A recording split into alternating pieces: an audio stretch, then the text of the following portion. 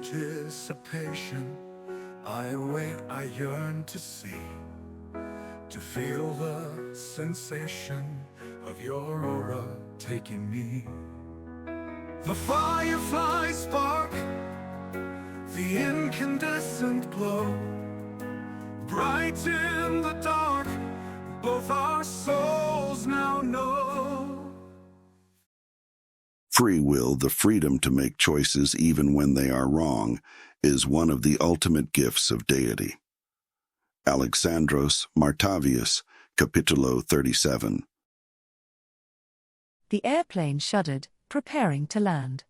Gregorio gave her hand a final squeeze before he let it go and tidied up his paperwork, putting it into his briefcase, snapped it shut, and placed it between their seats. He was a tidy, methodical man. She valued that as much as his many other qualities. The airplane set down on the tarmac. Once it came to a halt, she stood and prepared to go to the rear to release Adelphia, but Gregorio detained her. If my father brought my uncle and cousin, it is important you meet them first. Adelphia has Zorro to keep her company. The two horses were always very friendly, and now Zorro was nuzzling Adelphia. It looked like he was whispering sweet nothings to her. He was right, they would be fine. Gregorio escorted her to the front entrance of the airplane, holding her hand tightly. It was glorious outside, with the sunrise painting the sky 1,000 different colors. The air was crisp. There was no motorized transport visible, just carriages. One was pulled by draft horses and looked like it was designed to carry cargo. The other two were both open-topped. One was pulled by 4 white horses, while the other had 4 matched bays. 3 men stood next to the carriage with the white horses. My uncle and cousin are here along with my father. Gregorio said. His voice held a childish anticipation. He was happy to be home. Something was worrying him, but he was a happier man since she had agreed to accompany him and remain his assistant in Estolia. Just as they began to descend the stairs, the sun burst over the top of the world, throwing into bold relief the beautiful details of Estolia. Her heart swelled at the incredible beauty of the unspoiled countryside. She would remember this experience for the rest of her life.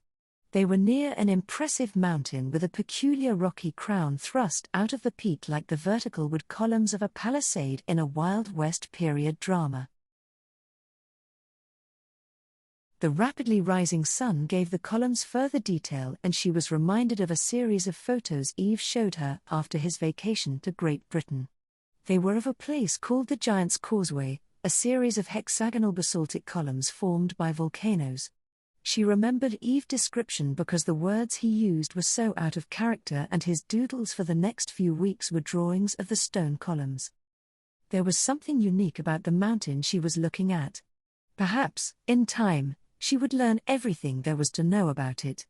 Once her attention shifted from the mountain, she noticed more details about the people and horses on the ground.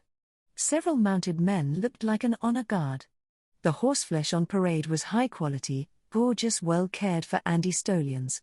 The Zacarian stables in Barcelona had beautiful animals, some of the best on the planet, but the very best were found here in Estolia. The 3 men approached while they descended the steps.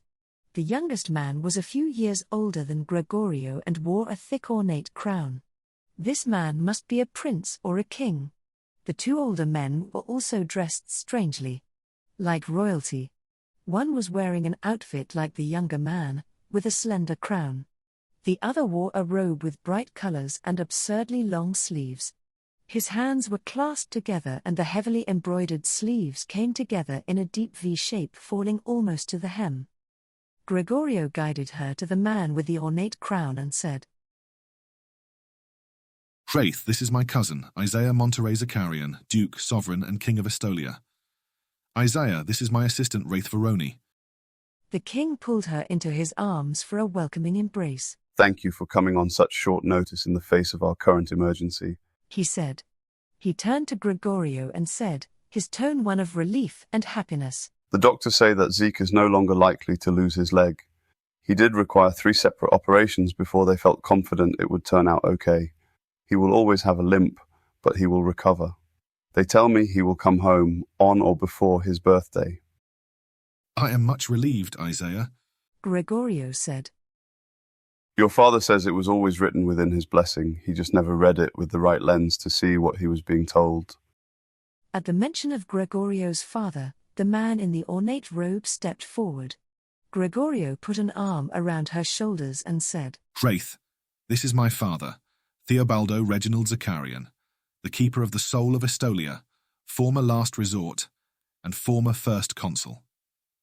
Father, this is Wraith Michelle Veroni. She is the best assistant I have ever had. I would be most pleased if you would call me Theo. He extended both hands toward her, palms up. She glanced at his hands and felt a peculiar sensation of homecoming that made little sense in the context of the moment. At his silent urging, she placed her hands in his. His hands were strong and the way they gripped her was firm and unyielding. Time seemed to stand still as his eyes searched hers. He seemed to be weighing up her soul. Finally, he released her hands and said, You are quite enchanting, my dear. I can see now why my son was unwilling to part with you. The third man stepped forward and smiled at her. You are very welcome here, Wraith. I am Gregorio's uncle, Leo. The king laughed and said, Wraith, this is the King Emeritus, my father, Balthazar Leopold Zakarian. Father, this is Wraith Verone. She will be working as Gregorio's assistant at the royal stables. This is especially critical because Uncle Theo will be able to train him in case Zeke is unable to fulfill his duties as keeper.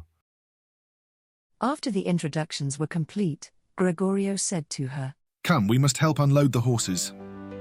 In anticipation, I wait, I yearn to see, to feel the sensation of your aura taking me. The firefly spark, the incandescent glow, bright in the dark, both our souls now know. Fascinated, entranced, your aura speaks to me, by deity enhanced, love will forever be.